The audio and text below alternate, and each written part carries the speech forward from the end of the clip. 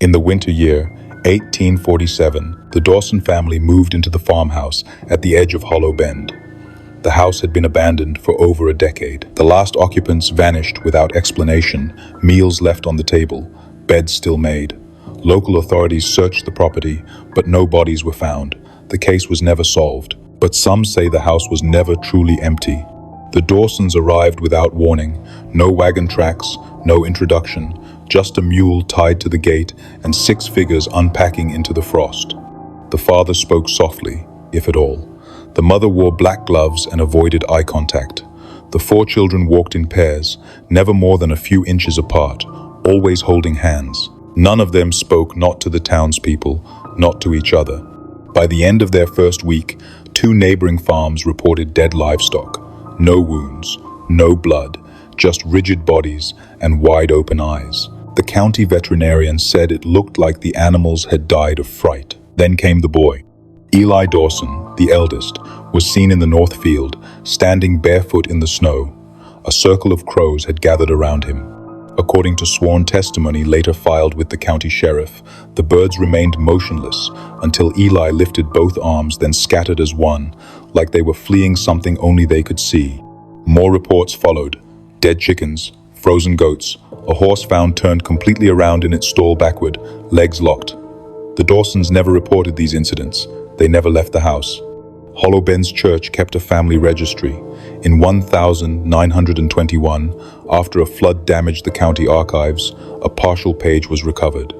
Next to the name Dawson, someone had written, "Buried 4 beneath the root cellar."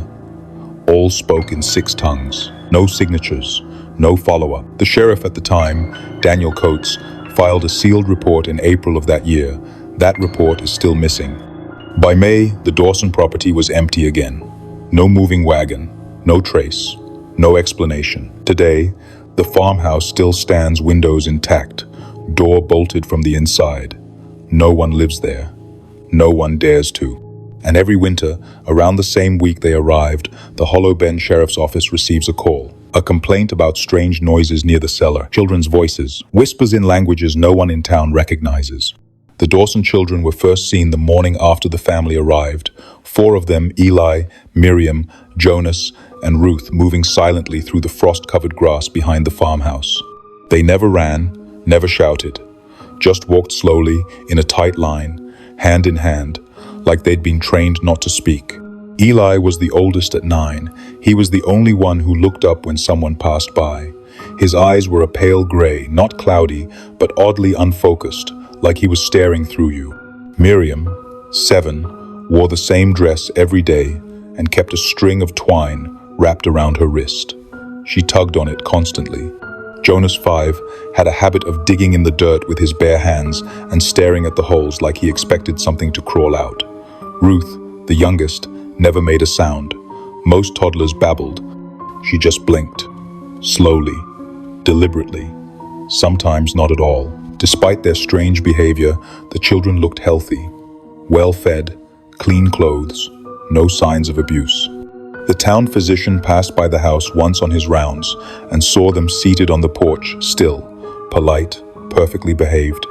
He told the sheriff they seemed like model children. The sheriff didn't respond, but by the second week, the stories started. Old Mrs. Harrow, who lived 2 fields down, claimed she heard chanting from the Dawson windows just past midnight. Not singing, not talking, chanting, rhythmic, repetitive. Words she didn't understand, low, fast syllables that sounded too precise to be childish nonsense. She said it continued for exactly 13 minutes and then stopped. Every single night, she told her son, who laughed and said it was probably a game. But when he walked by the house on his way home from town, he stopped dead in the road. All 4 children were standing at the upstairs window, perfectly still, watching him. Eli raised his hand and waved once, slowly, and then lowered it. The curtains fell shut. Nothing moved again. Other neighbors began to notice strange things too. The wind near the house didn't match the direction of the trees. Dogs refused to walk past the front gate. A mail carrier reported hearing whispers just outside the property line, even though he hadn't seen anyone nearby. Still, no one made a report. Not officially, not yet. It was Miriam who frightened them the most.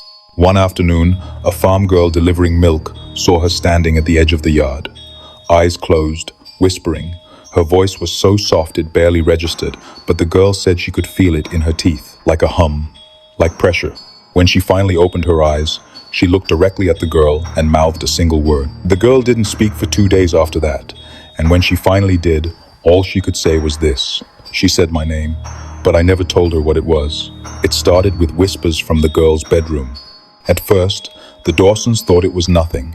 Children talked in their sleep all the time. The house creaked. The wind stirred the shutters.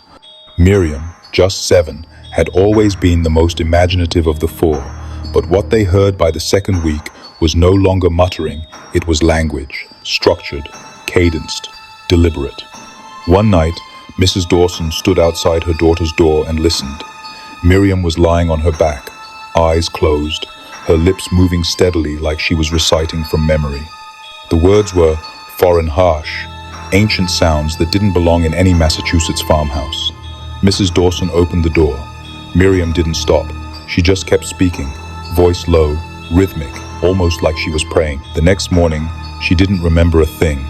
When asked what she had dreamed, she said only one word: the sky was wrong. The Dawsons said nothing to the town. They weren't the type to invite questions. But the sound grew louder each night. Ruth began stirring in her crib at the same time, too. 14 a.m., every time. On the third night, she began to hum while Miriam spoke. On the fifth, Jonas was found sitting upright in bed, eyes wide open, staring at the ceiling, with blood running from one nostril. They called it a night terror.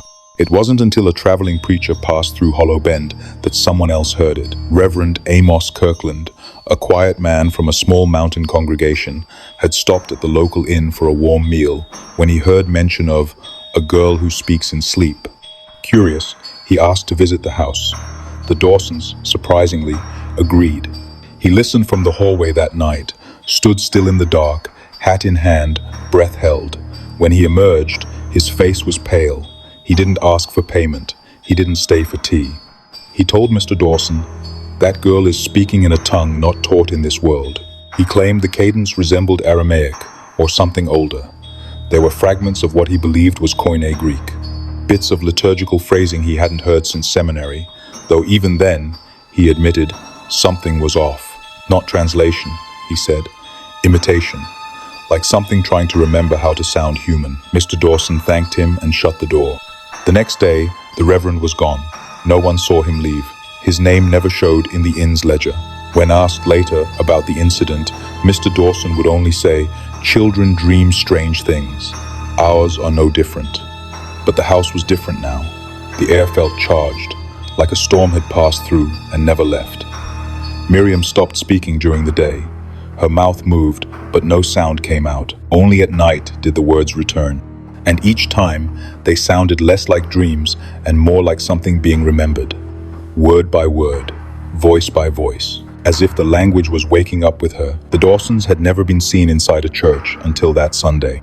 It was early March, bitter cold, and the congregation at Hollow Bend Chapel had gathered like they always did, 37 souls in wool coats and stiff collars, half of them too old to hear the sermon clearly. Reverend Abbott was halfway through his reading from the book of Matthew when the door opened. No one had expected them. But there they were, Mr. Dawson, stone-faced and silent, Mrs. Dawson with her gloves folded neatly in her lap, and the 4 children sitting shoulder to shoulder in the back pew. No hymn book, no whisper, just watching. Eli sat on the end of the row. His eyes didn't blink much, his boots were muddy, and his hands stayed clasped, resting flat against the bench in front of him. Then, during the second verse of the closing hymn, just as Reverend Abbott began to speak about the wages of sin, Eli screamed. It wasn't the scream of a frightened child. It was deeper, violent, like it came from behind his lungs. People jumped to their feet. One woman dropped her Bible, another gasped and clutched her chest. The sound seemed to shake something loose in the rafters. And then he began to speak. The language didn't match anything anyone had heard before. It wasn't slurred or babbled. It was sharp, measured, like recitation. One word after another, perfectly spaced. He stood in place, rigid, arms at his sides, eyes wide open. Reverend Abbott demanded the boy stop. He didn't. Mrs. Dawson didn't move. Mr. Dawson placed a single hand on the boy's shoulder, but Eli didn't flinch. He just kept going. One farmer shouted that the boy was possessed. Another yelled that he might be speaking in tongues. An older woman in the front row fell to her knees and began to pray loudly. The church organ let out a single note, even though no one was near it. And just as suddenly as it began, it ended. Eli collapsed forward, unconscious. No one caught him. Mr. Dawson scooped him off the ground without a word. The rest of the family followed in silence, walking back up the aisle with their heads down. They left the chapel the same way they came in, quietly. That night, Reverend Abbott wrote a letter to the presbytery. In it, he described the event as unholy mimicry, warning that the devil has learned to sound like scripture. The letter was never sent. It was found years later, unsent and unsigned, in a drawer at the back of the chapel. No one from Hollow Bend has seen the Dawsons in church since. But for weeks after, the children of the congregation began waking in the night, screaming words their parents didn't recognize. Some of those words matched what Eli had said. Most of them didn't. Pastor Elijah Whitfield had been summoned before. Quiet towns had quiet crises, and when prayers stopped working, people called him. He'd served in the hills for 34 years, baptized in frozen rivers, buried children during scarlet fevers, and once performed an exorcism that left him half-deaf in one ear. He didn't scare easily. When news of Eli Dawson's outburst reached him, he didn't hesitate. He rode in by dusk and arrived at the farmhouse unannounced. The gate was open. The house was silent. He knocked once. No reply. Knocked again. The door creaked open on its own. The Dawsons were sitting around the kitchen table when he entered. Not eating, just sitting. The children didn't react. They looked at him the way portraits look at strangers, flat, unblinking. Mr. Dawson stood but didn't offer a handshake. Mrs. Dawson remained seated, gloved hands folded in her lap. Pastor Whitfield made no mention of the church incident. He simply said he came to pray with the family. They said nothing, only nodded. He began with Psalm 91, slowly, clearly, his voice echoing just slightly in the narrow kitchen. The children didn't bow their heads. They didn't close their eyes. They just stared. Miriam began to hum under her breath, almost too softly to hear. Then Jonas joined. Eli closed his eyes and started to rock. By the end of the reading, Ruth was whispering not to the pastor, but to something behind him. He turned sharply. Nothing there. When he looked back, she was smiling. He didn't finish the prayer. Instead, he asked to speak to the parents privately. They led him into the front room. What he told them has been pieced together from fragments, mostly from a journal he kept locked in his study and never showed another soul. He wrote that the children were not speaking on their own, that the tongues coming from them were not learned, not divine, but borrowed, repeated, like something rehearsed through flesh that didn't belong to it. He warned the Dawsons not to bring them back to church, not to schools, not to town. They should be kept, he wrote, from the ears of others, lest they repeat what they've heard. When he left the farmhouse that night, his horse wouldn't move until he recited the Lord's Prayer 3 times in full. He never returned, but 3 weeks later, he sent a sealed letter addressed only to the sheriff, stamped with his personal seal. No one knows what it said. Sheriff Howard locked it in a drawer and told his deputies, "If I ever die without a body, that letter goes straight to the governor." So far, the drawer remains shut, and the Dawsons have not been seen in town since. It began with murmurs in the barn. Jonas was the first to be found there alone, crouched in the dirt behind the stalls, whispering to himself in a voice that didn't sound like his own. When Mrs. Dawson called to him, he didn't respond, just kept tracing long, looping lines into the soil with a piece of bone he'd found near the fence. By the end of the week, all 4 children were doing it. At first, they spoke separately, each in their own corners, whispering different phrases, foreign syllables, broken cadence. But one morning, around 4:00 a.m., Mr. Dawson woke to the sound of all 4 speaking at once. In unison, perfectly timed, he followed the sound through the hallway, past the nursery, and into the kitchen. The children were standing barefoot in a circle, heads bowed, hands by their sides. Their mouths moved as one, but their eyes were closed. And their voices weren't loud, but there were too many. Dozens layered beneath the 4, some deeper, some higher, some crackling like wind through dry leaves. He didn't stop them. He watched until it ended, then told no one. Later that day, Ruth began drawing in the dirt. At first, they thought it was nonsense, spirals, jagged slashes, circles within circles, but Miriam began copying her. Then Eli. Soon, the entire patch of ground behind the barn was covered in symbols, precise, deliberate, always the same sequence. Mr. Dawson burned the drawings by sundown, but by morning they had returned, in perfect form, and the children's hands were clean. Mrs. Dawson, in quiet desperation, mailed a letter to Reverend Whitfield. She asked if the symbols meant anything. 3 days later, she received no reply, only a package. Inside was a single torn page from an old theological reference. The edges yellowed, the ink faded. It showed several sketches, symbols, identical to the ones behind the barn.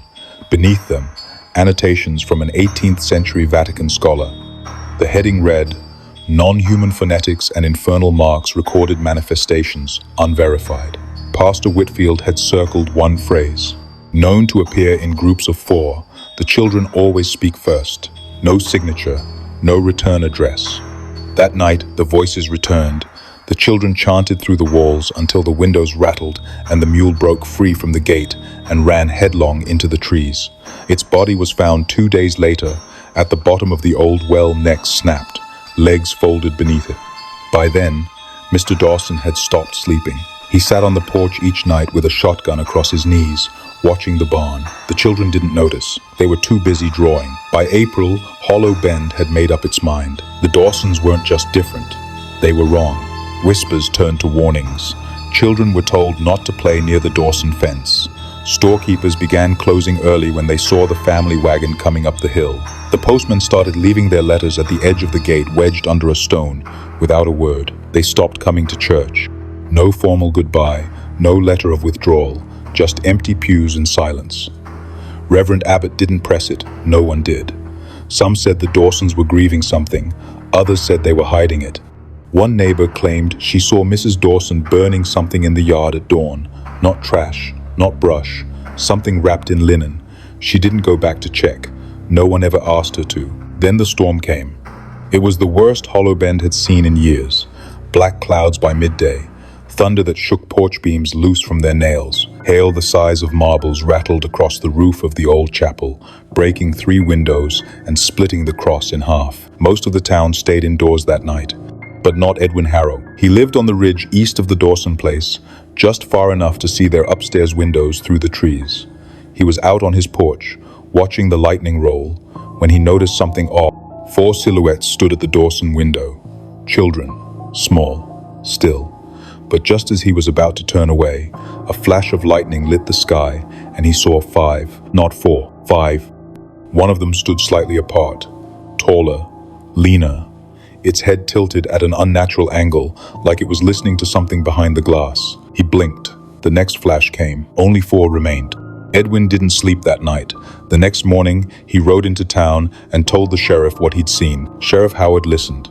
He didn't laugh. He didn't ask Edwin if he'd been drinking. He just nodded slowly and said, "You didn't see a 5th. You saw the part of them we weren't supposed to." Then he locked the office door for the rest of the day. By the end of the week, the wind had ripped the shutters off the Dawson farmhouse. Rain had poured through the upstairs ceiling, but no one came to help. No neighbors brought firewood. No one checked on the children. The family never asked for anything. They just kept to themselves. And at night, if you walked past the fields, you could hear a sound coming from the barn. Not crying, not talking, digging. They buried Ruth the same night she died. No doctor was called, no preacher summoned, no neighbors informed. Just after 2 a.m., Mrs. Dawson walked out behind the house with a shovel and a small bundle wrapped in a white bedsheet. The earth was still wet from the storm. It took her over an hour to dig deep enough. She did it alone. Mr. Dawson stood on the porch the entire time, shotgun resting across his chest, watching the woods instead of the grave. No prayers were said, no stone was placed, just dirt, packed down gently, and a single wildflower laid on top. One of the boys had picked it earlier that day without knowing why. They never spoke of it again. Earlier that evening, Ruth had seemed fine, quiet as always, but warm and breathing. Mrs. Dawson had braided her hair after supper and laid her down in the crib with the knitted blanket her grandmother had sent months ago. That was at 7:00. By 7:10, the house felt colder. Not the air, the rooms. Miriam stopped humming. Jonas stood near the stove, staring at the wall like he couldn't remember what it was. Eli whispered something under his breath and refused to repeat it. Mrs. Dawson checked on Ruth at 7:21. She didn't scream. She didn't drop the lamp. She didn't make a sound at all. She just stood there, staring at the way Ruth's body, bent arms twisted beneath her back like they'd been folded inward, spine curved in a way that shouldn't have been possible. Her mouth was slightly open, but her eyes were shut tight, like she'd seen something she couldn't bear to keep looking at. They didn't try to move her for a long time. Mr. Dawson finally wrapped her in a sheet and placed her gently in the storage chest near the back wall. The other children watched but said nothing. Not even Jonas cried. Later that night, Miriam walked to the corner of the room, knelt down, and began whispering something into the floorboards. When asked what she was saying, she answered plainly, "She's not gone, just deeper." Mr. Dawson slapped her, hard. The first time he'd ever raised his hand. She didn't flinch. She just looked up at him and said, "She told me it doesn't hurt." That night, the house was completely silent. No wind, no voices. Not even the boards creaked. And when the sun came up, there was no sign a child had ever been buried behind the farmhouse. The soil was flat. The flour was gone, but the dirt still felt warm. It started with the animals avoiding the barn. The hens moved their nests to the hedgerow, the mules stopped crossing the pasture line, and even the stray cats that used to curl up in the hay vanished without a sound. Mr. Dawson blamed the storm, said the beams had loosened or the chill had spooked them, but deep down, they both knew better. Especially after what Mrs. Dawson saw that morning. She'd gone out just before sunrise to fetch water and noticed Eli standing barefoot at the edge of the barn. He wasn't moving, just standing still in the doorway with his hands clasped like he was praying, whispering softly into the shadows. She called his name once, but he didn't flinch. She stepped closer, thinking he hadn't heard her, but stopped when she caught the sound of his voice, smooth, even, foreign. It wasn't gibberish, and it wasn't English. It was cold and practiced, like he was reciting something from memory. That night, when she told Mr. Dawson, he said nothing at first. He went to the trunk in their room and pulled out an old seminary dictionary, a relic passed down from his uncle, a priest who died clutching a rosary in both fists. He turned to the Latin section, flipping pages slowly, and listened as she repeated the phrase Eli had been saying. When he found it, he closed the book without a word. Invocamus eos qui dormiunt subredicibus. Et, we call to those who sleep beneath the roots. He didn't speak for the rest of the night. Later, while the children were asleep, Mrs. Dawson sat alone by the fire, mending Ruth's blanket. The wind had settled outside, and the house was quiet until she heard a voice. Not loud, just close. It came from the wall near the fireplace, low and steady, like someone whispering just behind the wood. She thought maybe Miriam was talking in her sleep again, but when she checked, all three children were sound asleep. The voice returned as she stepped into the kitchen. One word, deeper. Oh, Lars, she froze, heart in her throat, eyes fixed on the wall. Then, another word followed closer this time. Soon, the lantern slipped from her hands and shattered on the floor, and the whispering stopped. She didn't sleep that night. The next morning, she checked the wall. No holes, no cracks, no reason. But when she pressed her ear to the paneling, she didn't hear the wind or the creak of beams. She heard breathing, shallow, steady, and just beneath the floorboards. That afternoon, she found Eli in the barn again. He wasn't whispering this time. He was carving. The symbols in the dirt were sharper now, more deliberate. Like he wasn't drawing them for the first time, but remembering them. 3 nights after the barn incident, Miriam woke screaming. The sound cut through the house like a blade, sharp, sudden, and wrong. Mr. Dawson ran to the children's room with the shotgun still in his hands. The other children were sitting up in their beds, wide-eyed and silent. Only Miriam was crying, curled tight into herself, hands over her ears. She came back, she whispered. Mrs. Dawson crouched beside her, stroking her hair, asking who, but Miriam wouldn't answer. She just kept shaking her head and mumbling the same thing. "She's not cold anymore." The room went still. Later that morning, while feeding the mule, Mr. Dawson noticed footprints around the back of the house. Small ones, barefoot. Too small to be Eli's, too wide to be a raccoon or fox. They led straight from the edge of the woods to Ruth's grave, and then stopped. No prints going in, no prints going out. He didn't mention it to his wife. He just covered the grave with stones and sprinkled salt across the soil, like his uncle once taught him, back when he'd studied in that monastery in Illinois. He hadn't believed it then. He wasn't sure he believed it now. That night, the whispers in the walls returned, but this time, they weren't in Latin. They were in Ruth's voice. At first, Mrs. Dawson thought she was dreaming until she heard the door to the nursery creak open on its own.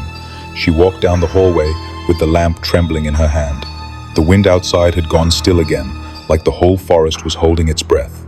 She opened the door and found Ruth's old blanket folded at the foot of the crib. No one had touched that blanket since the burial.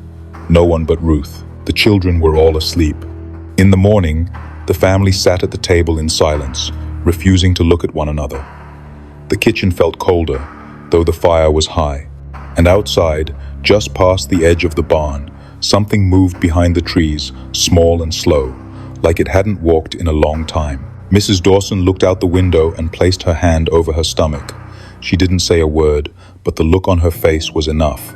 She'd heard the voice too, and it had said her name. Pastor Whitfield arrived just after dusk, with 6 men and a loaded Bible. They rode together in silence, each one gripping something sacred: crucifixes, holy water, anointing cloths they barely remembered how to use. None of them said the word possession aloud, but all of them thought it. By then, half the town had heard stories about the Dawson children, the languages, the screams, the grave behind the house that had never sunk. The plan was simple: speak with the parents, pray with the children, find out what in God's name was happening behind those walls. But when they reached the house, the front door was already open. No one had knocked. Inside, the candles were lit but flickering too slowly, as if the flame was unsure whether to rise or fall. The fire in the hearth was out. The room was freezing. Mr. Dawson stood in the corner near the window. His hands were behind his back, his face unreadable. He didn't speak, didn't move, just watched them enter with a look that said he already knew why they'd come. Then came the sound. Soft at first, like a song with no melody, no beginning. The men turned toward the kitchen and saw her. Miriam was floating 3 feet above the ground, barefoot, dressed motionless despite the cold. Her head hung slightly forward, her hair covering her face. Her lips moved quickly, rhythmically, spilling words that didn't belong to any man in the room. It wasn't Latin, it wasn't Hebrew. Pastor Whitfield would have known if it was. This was older, the kind of language you didn't find in books. One of the men vomited. Another dropped to his knees and started sobbing. Pastor Whitfield stepped forward, holding up the cross, and shouted her name. She didn't look at him. She didn't look at anyone. Instead, she raised one hand slowly, palm up, and whispered something sharper like a command. The candles went out, all of them. In the dark, something cracked overhead. Then a sudden burst of wind slammed the front door shut so hard the wood split down the center. The room went black. When they finally lit the lantern again, Miriam was gone. So was Mrs. Dawson. The only thing left in the kitchen was a ring of ash, still warm, and a small smear of blood leading toward the cellar door. Mr. Dawson hadn't moved, and when Pastor Whitfield grabbed him by the collar and demanded to know what had happened, he finally opened his mouth and said, "She warned me this would happen, but I didn't think it would be her." Then he sat down at the table and began to pray, not to God, to whatever had taken his daughter's voice and made it sacred. By morning, the smoke had cleared, but not the silence. A farm boy named Harris spotted it first. He'd ridden up to bring firewood, a favor his father insisted on after hearing what had happened the night before. He never made it to the porch. He just stood at the edge of the clearing, eyes fixed on something behind the house, arms stiff at his sides. When he returned to town, he couldn't stop repeating the same 5 words. "They're all in the dirt." The townspeople arrived slowly, in pairs and threes, boots crunching over frost. No one dared knock. They circled behind the farmhouse, toward the hill just past the barn, and saw the graves. 4 of them, not 6. No names, no markers, just shallow piles of fresh-turned earth, each one no wider than a child's shoulders, each one marked with a strange dark symbol scrawled into the soil. Some said it looked like a root system, others swore it was a map. Either way, none of them touched it. The children's names were whispered like curses now. Eli, Miriam, Jonas, Ruth, all gone. Someone asked aloud where the parents were. No one answered. A few of the men tried to dig deeper, to check the graves, but the soil was unnaturally dense, packed too tightly, as if it had been pressed from below. One man struck something with his shovel. It didn't sound like wood, it sounded like stone.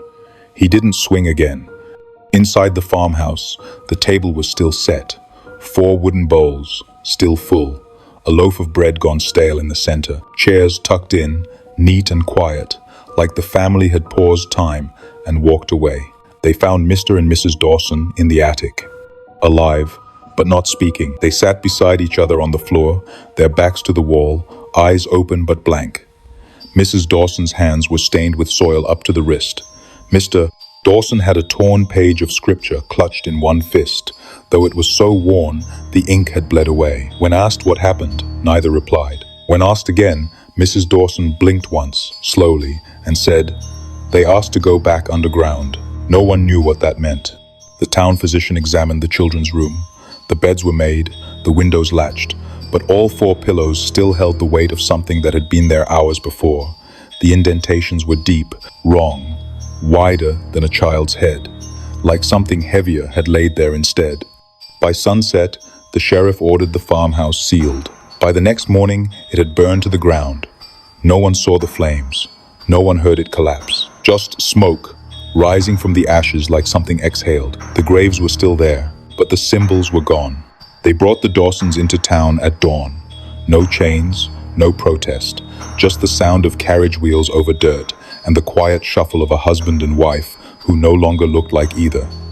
The council gathered in the church hall, 7 men and 2 women seated behind the old communion table. Pastor Whitfield stood at the center, his Bible closed beneath one hand, the other trembling just slightly when he addressed them. Mr. and Mrs. Dawson were seated across from the panel. Mr. Dawson looked down the entire time. Mrs. Dawson stared at a knot in the wood floor, like she was waiting for it to open. The sheriff asked the first question. "Did you kill your children?" No answer. "Were you trying to summon something?" Silence. "What happened the night they died?" Mrs. Dawson finally looked up. "They returned," she said softly. "But not all of them were ours." The room stilled. Pastor Whitfield stepped forward, asking what she meant, but she only smiled barely. "Mr. Dawson lifted his eyes then, just once, and said, "You saw her, Reverend, in the kitchen. You still think that was Miriam?" Whitfield said nothing. Mrs. Dawson continued, voice smooth, almost tender. "They were marked from birth. That's why the land called to us. We were only ever meant to deliver them." "To deliver them to what?" the doctor asked. Mrs. Dawson didn't blink. "To the hollow." Someone muttered a curse. The sheriff warned him. Then Whitfield leaned forward, voice tight. "This land, what did you mean when you said it called to you?" Mr. Dawson gave a slow breath, like he was remembering something painful. "The well behind the house. You thought it was for water, but it was never meant to bring things up. It was meant to let things out." A murmur swept the room. That's when Whitfield said it, quiet, not to the Dawsons, but to the council. They weren't the first. All heads turned to him. "This land is older than our faith, older than any faith we brought with us." No one spoke after that. By evening, the Dawsons were placed under house watch, forbidden to leave the township but free to walk its borders. There was no crime to charge, no law that explained what had happened. The coroner never filed the death certificates, and the graves were left untouched. The town sealed the church hall for 3 days after. No sermons, no prayer meetings. On the 3rd night, the wind returned. It moved in circles again, and somewhere in the trees, a child laughed. But no children lived on that hill anymore. The order came quietly, no vote, no debate, just a single sentence written in the back of the sheriff's ledger. The house at Hollow Bend is to remain empty, indefinitely. It wasn't posted in the square or read aloud in church, but everyone in town heard it. The sealing happened at dusk. 4 men rode up the hill with hammer, nail, and pitch. They didn't speak much on the way, and when they reached the farmhouse, none of them stepped inside. The front door had already warped from the winter. The windows sagged like tired eyes. The air around it felt wrong, like the silence was waiting for someone to say the wrong name. They nailed every window shut, boarded the doors, back and front, smeared lamb's blood above the threshold, not because they believed in it, but because none of them wanted to risk being wrong. The sheriff brought salt from the church cellar and scattered it across the foundation. When they finished, no one said amen. They just walked back down the hill and didn't turn around. The Dawsons had been gone for weeks by then. No one knew where they'd gone. Some claimed they moved west. Others whispered they never left, just sank deeper into the land that had claimed their children. The house, though, remained. A carcass with shutters like eyelids and chimney like a spine. The townspeople kept their distance. Even the mail riders refused to pass near it. They took the longer route, adding hours to their delivery just to avoid the clearing where the wind no longer followed the rules. At night, the stories grew louder than the wind. Children dared each other to walk the hill, but none ever reached the top. Dogs wouldn't bark in that direction. Horses froze mid-step. And sometimes, when the wind shifted east, a voice would carry down into town, high-pitched, singing, maybe, or weeping. It was hard to tell. One woman, Margaret Dorsey, claimed she heard her name spoken from the trees, 3 times, whispered in a tone that sounded like her daughter's voice, except her daughter had died 3 winters prior. Margaret packed her things and left by morning. She never returned. Eventually, the land started to swallow the house, vines up the siding, moss between the boards. The paint turned gray, then green, then gone. By the time the next generation came of age, it looked more like a ruin than a memory, but no one moved in, not once. The town grew around it. Years passed, names changed, but the hill remained untouched, the house undisturbed, and when the wind curled just right, low and slow, like breath through a cracked door, some still claimed to hear the laughter. Not cruel, not sad, just distant, like the children had never left. In the summer of 1913, 4 university students from Boston took a trip west in search of forgotten history. They called it research. Locals called it meddling. The town had warned them not to bother. The old Dawson place claimed the land was unstable, the structure condemned. But youth has a way of ignoring silence. And by July, they were halfway up Hollow Bend, with notebooks in their packs and lanterns in hand. The house had sunken deeper into itself. Vines wrapped the frame like ropes pulled tight, and the boards moaned even in still air. But it was the barn that caught their interest. Something about the way it leaned too intact for its age, like it hadn't been allowed to fall. They pried the back doors open. Dust filled the air like breath long held. Underneath an old feed bin, one of them spotted it, a piece of floorboard that didn't quite match. Lighter wood, no nails, just resting in place. They lifted it. Beneath was a hollow space, lined in stone, and inside that, a leather-bound book, small, cracked. The corners curled like dried leaves. The cover had no title. Just a symbol pressed into the hide, a shape none of them recognized, something between a tree and a scar. The pages inside were filled with writing. Tiny lines, neat spacing, dozens of entries, each signed with one of the children's names. Eli, Miriam, Jonas, Ruth. Sometimes more than one signature appeared at the bottom, like they had written in chorus. Some entries began with a date. Others simply started with a phrase, "They told us again," or "The hollow listens when it rains." But the language, they couldn't place it. At first glance, it resembled Latin, but the syntax was wrong. The characters looked etched, almost carved with the pen instead of written. Some pages bled through in strange ink that smelled faintly metallic. One student, Paul Whitmore, claimed he recognized 2 characters from an Aramaic scroll he'd seen at the university's rare texts archive. Another disagreed, saying it looked older, not just pre-Christian, pre-human. They copied 3 pages by hand, then brought them back to campus for translation. None of the professors could decipher them. Linguists from 3 institutions tried and failed to match the alphabet to any known script. Eventually, one historian suggested the entries were written in a form of glossolalia spirit language, converted into writing by children too young to understand what they were transcribing. But the tone of the entries unsettled even the skeptics. They weren't nonsense. They followed rhythms. Phrases repeated across entries. Symbols appeared and reappeared, always in the same places. as if the writers had been trained or taught. The journal vanished 6 months later from the university archives. No sign of forced entry, no paperwork, just a space on the shelf where it used to sit, and the faint scent of smoke no one could trace. The students never returned to Hollow Bend, but 2 of them stopped speaking entirely. The farmhouse had long since rotted into the soil, its bones buried beneath wild thistle and root. Only the foundation remained cracked stone, barely visible beneath layers of moss. But in 2025, when a state-funded archaeology project began surveying the region for a heritage restoration initiative, Hollow Bend was flagged as a site of historical ambiguity.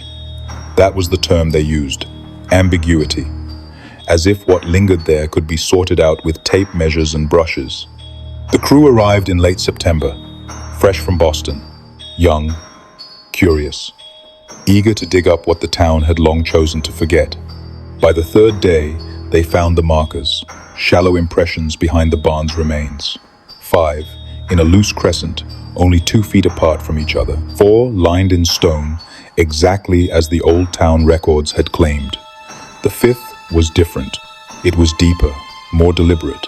Its border wasn't made of stone, but of burnt wood fragments, blackened but preserved, as if something had cauterized the earth around it. They dug slowly. The coffins were child-sized, worn pine, iron nails at the corners. The first 4 were sealed, though the wood had softened.